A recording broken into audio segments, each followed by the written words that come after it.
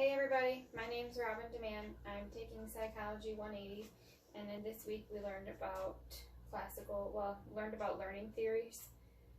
Today we're going to focus in on one that intrigued me, and it's by Ivan Pavlov.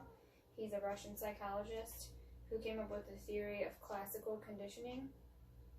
So it's a theory, it's a learning type where we use two or more stimuli to anticipate events. He did an experiment with a dog salivating over food. So in the beginning, before you start the conditioning phase, right here in this image, kind of breaks it down for us. He gives the dog food, and therefore the dog starts salivating. It's predicting it wants its food. So then he takes away the dog food, and Ivan rang the bell for a dog to see what the response would be from the dog, and in turn he got no response. No, the dog didn't start salivating. So this bell in Pavlov's theory is considered a neutral stimuli, and the response is just no response. So the neutral stimuli was no response because it was something new that the dog didn't associate anything with yet. He hadn't learned of the bell. So now that the dog knows about the bell, Pavlov can ring the bell, and then he presents the dog with food. So therefore the dog starts salivating again because it gets the food. But now that it's heard the bell, it's become a conditioned response because it heard the bell and then it got food after that. So now anytime that Pavlov would ring the bell, the dog would start salivating because it was predicting getting the food. So it took the first stimuli of ringing the bell and then the second stimuli of getting the food, and in response you got a conditioned response. The dog started salivating. So after his experiment, Ivan broke it down into 5 key principles, one being acquisition, which is the first stage of the process, and that's where the neutral response falls into category, like when you're introducing something for the first time, being it's the first stage. Second is extinction, which kind of stands for itself. It's when a conditioned response, so something that you have in your brain, like when you hear the bell, he's going to get food, so he's going to salivate. So that's a conditioned response because he knows it, he's familiar with it. So extinction is when that conditioned response, so his response to the bell, kind of goes away. It disappears or it's just gone. Third is the spontaneous recovery, and that is when, kind of what it means also, is when something spontaneously, a conditioned response, kind of re-emerges back to the surface and you remember it.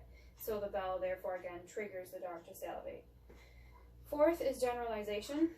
So when you hear two sounds of, for instance, the dog hears two similar sounds, he associates them as the one sound that he's familiar to, and he will start to salivate. So it's two things that are similar, being their smell or the sound, create the conditioned response. And then discrimination is the opposite of generalization. So now those two similar sounds sound very distinct to either the dog or even a human being, whatever their response is. So kind of the opposite of that. So most psychologists now agree that classical conditioning is a basic form of learning. Pretty cool. You can do it for a child with thunder and lightning as well. You see the lightning, that's the neutral response, and then they hear the big crack of the thunder. Well, the lightning would be, the neutral stimuli would be new to them, and then it was followed by the big crack of the thunder. So now the next time they see the lightning, they're going to be ready, they're going to be tense and anticipating that big crack of the thunder. So it's going to scare them, they're going to be in fear now.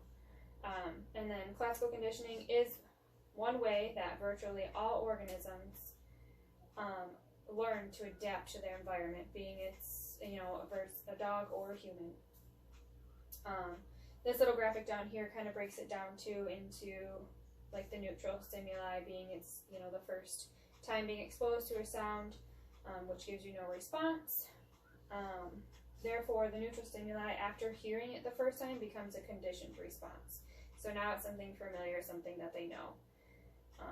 Just pretty fascinating how it's in, we kind of do it in our everyday life, how you need, 2 or more things, and then we predict what's going to happen. So you see the lightning, you hear the thunder, and then now you're scared, saying, ah. So we use it in our everyday life. Pretty neat. So I appreciate you stopping by and taking the time to hear what I have to say. If you have any more questions or you want to read more about it and get more detail, you can go ahead and follow my QR code here on the bottom. And that's all that I have for you today. So thank you for your time. Have a great day.